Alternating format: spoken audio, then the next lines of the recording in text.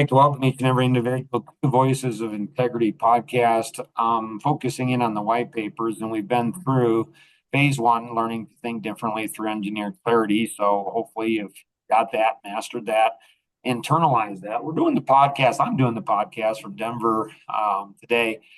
And so it's neat to see the mountains.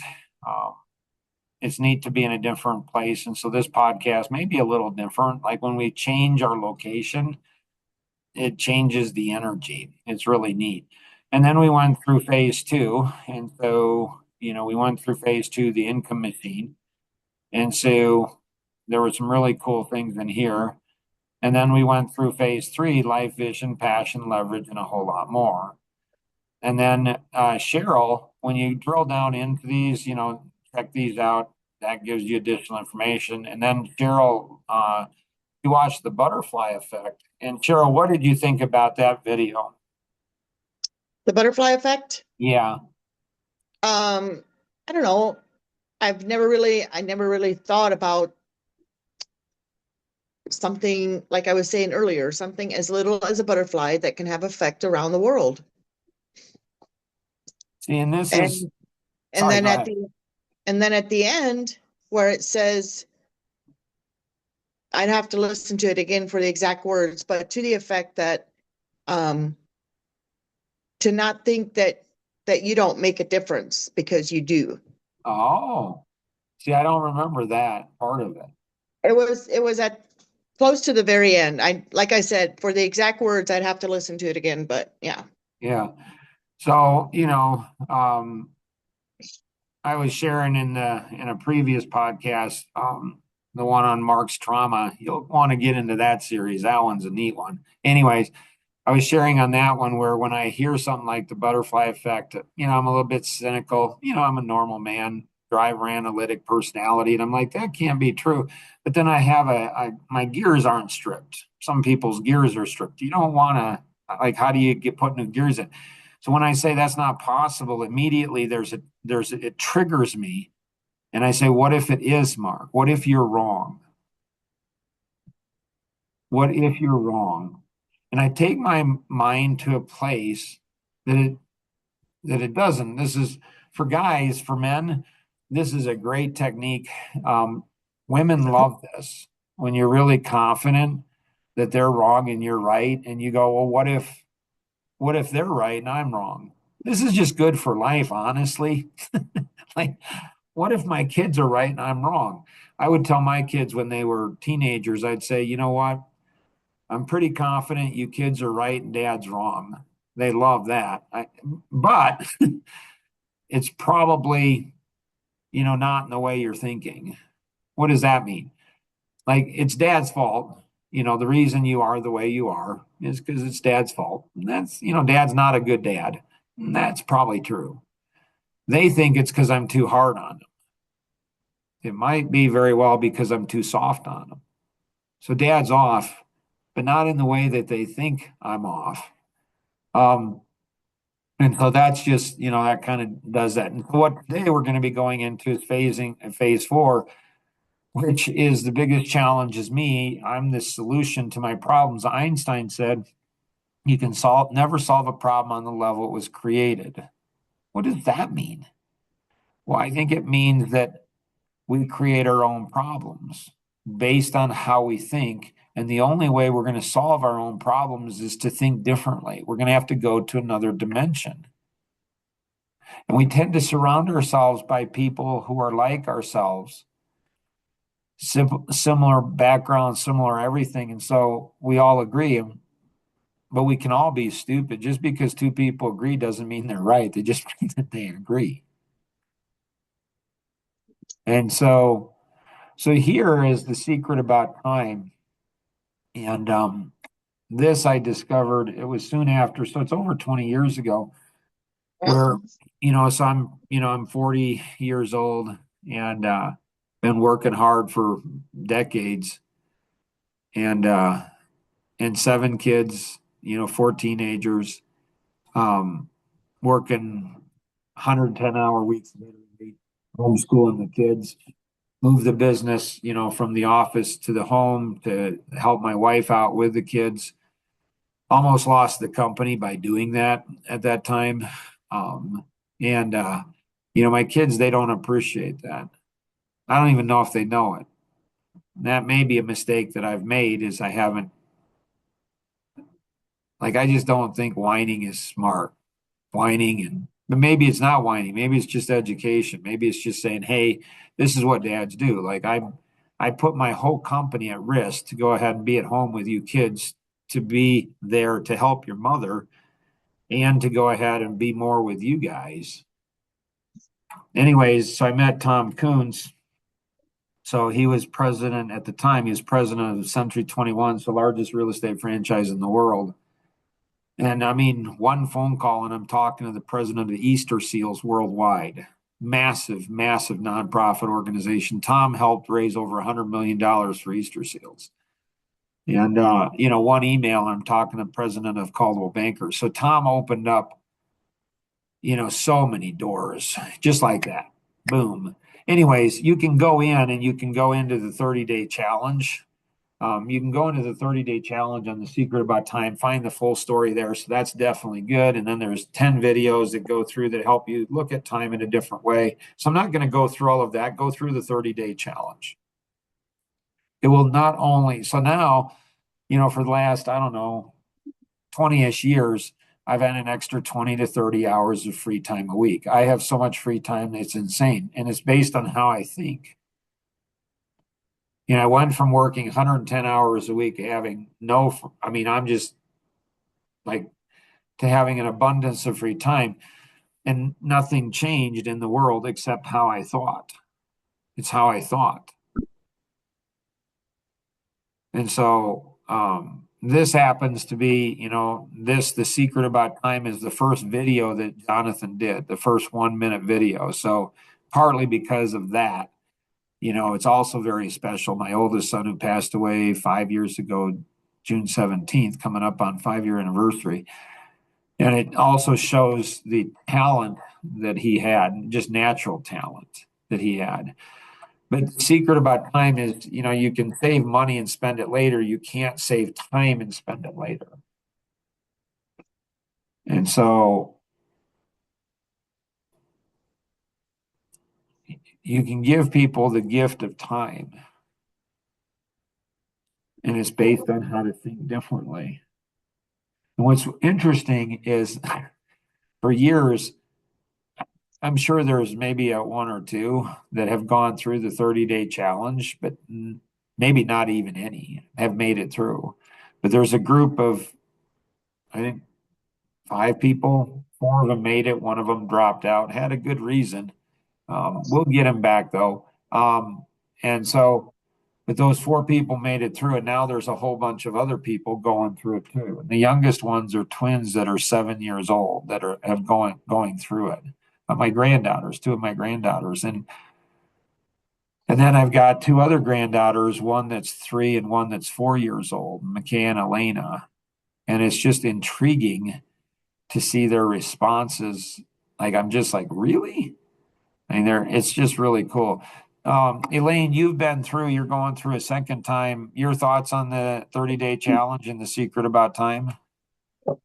I think it's a great thing. I've learned a lot from it. I've been able to see my areas where I need to improve, where I need to take a hold and plan my things out, strategize,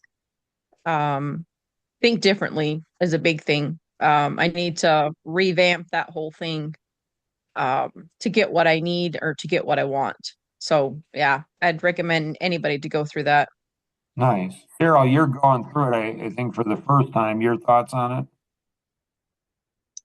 I like it. There's a lot of information in there. And I also Right. like to read the other people's that are going through. It's like sometimes I read it and I'm like, oh, yeah, I like how that is. But yeah, going back to every time I talk about this, it's like I just wish I need to learn how to internalize it better. But faster maybe is what I want. I don't know. Yeah. Have you read it? Have you either of you read the twins, Allie and JoJo's stuff? Oh yeah, I read it every day. Have you Yep. read Micaiah's and Elena's stuff? Hmm. So Yes. what did you guys pick up from Elena and Micaiah? The Micaiah number is the number one thing you pick up from them is what? How they're listening. Okay.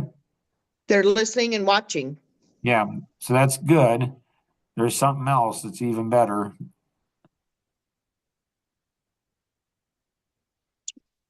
I'm not sure. Elaine, um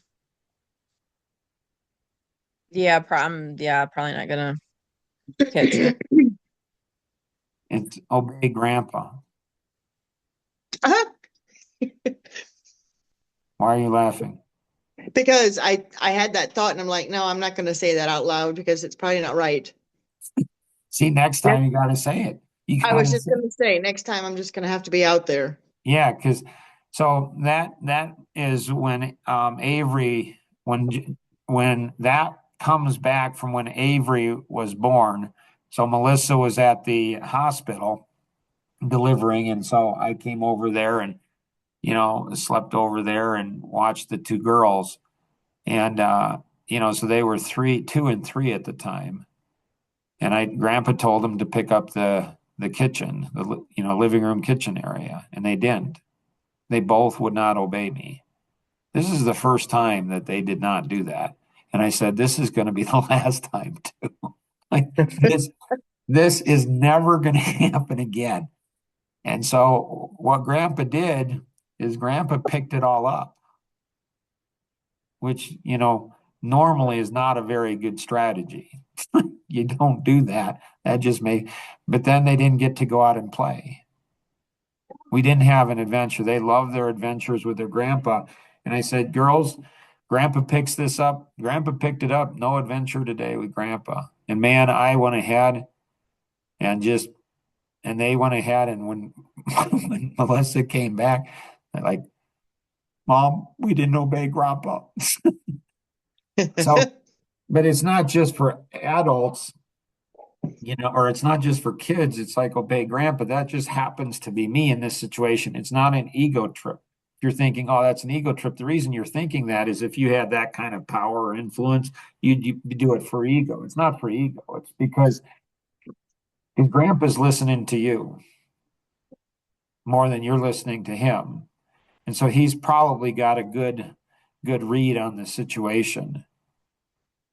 And so, in The Secret About Time, what Cheryl hit on is sharing it with other, going through the adventure, the journey together. Like I'm reading some of Malcolm Gladwell's book with Kenny. It's like going on a camping trip together. It's like an experience, like your brains are going through, and it's really cool. And so if the art ripple works where each person gets two, you get mentored by one person, you get mentored by one person, and then you mentor two people. The 30-day challenge will never ever stop. It will go on forever. In addition to going on forever, it will expand, and it will impact, like all 8 billion people will go through The Secret About Time. And I believe that's possible. And that would help fulfill my life vision. And so Elaine is one of the best at internalization that I've ever seen. And so she's getting better at it. She would acknowledge that she's got a long ways to go. And so it's the warm belly rub. So I don't, there's a number of men, it seems like, that are jealous of the influence I have with women. And And then they're puzzled by it too. Like, how can somebody look like he's a chauvinistic? He talks about, he's very, like, it seems like he's chauvinistic. It seems like he has issues with women. He talks about women he's, and it's like, how does he get away with what he gets away with? And women seem to really like him. Not all women. There are some women, man, they don't like me. Typically, they're the control freaks. Typically, they're afraid that if I get into their life, that I'm going to go ahead and have their husband step up and they won't be able to control their husband as much as they can now. And so people don't watch what I do. They don't look at the little things. They don't look at the warm belly rubs. So